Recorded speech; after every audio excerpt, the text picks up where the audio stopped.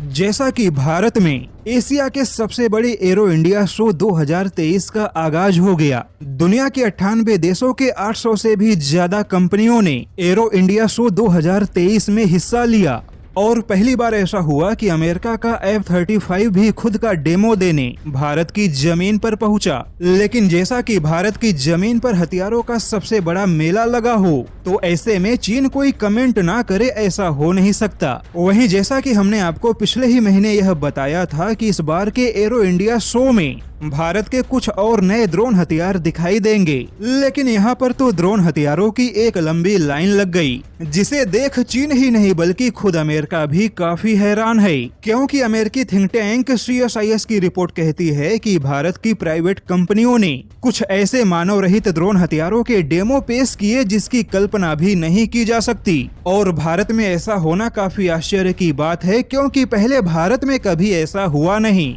यहाँ तक कि अमेरिका को भी एक मानव रहित ड्रोन जैसे हथियार के डिजाइन और डेमो को बनाने में कम से कम 2.5 साल का समय लगता है, लेकिन भारत की कुछ प्राइवेट कंपनियों ने इसी काम को केवल 18 महीनों से भी कम समय में पूरा किया। और जैसा कि PM मोदी ने कहा कि यह केवल हथियारों का शो नहीं, केवल हथियारों का मेला नहीं, बल्कि भारत की ताकत है। क्योंकि हथियारों का सबसे बड़ा आयातक देश रहा भारत अब खुद अपने हथियारों को दुनिया के 75 देशों में बेच रहा है। वैसे चीन इस बात को लेकर काफी हैरान है कि अमेरिका, ब्रिटेन और फ्रांस की सभी हथियार बनाने वाली दिग्गज कंपनियां जिस प्रकार से भारत के एरो इंडिया शो 2023 में लाइन लगाकर खड़ी हैं, ऐसा भारत के इतिहास में पहले कभी देखा नहीं गया कि पश्चिमी देशों में भारत के लिए इतनी बड़ी होड़ मची हो। वहीं IDA की रिपोर्ट ने तो यह भी दावा कर दिया है कि 2030 तक भारत भविष्य के हथियार बनाने के मामले में यूरोपीय यूनियन के सभी देशों को पीछे छोड़ कहीं न कहीं रूस और अमेरिका के टक्कर में खड़ा होगा।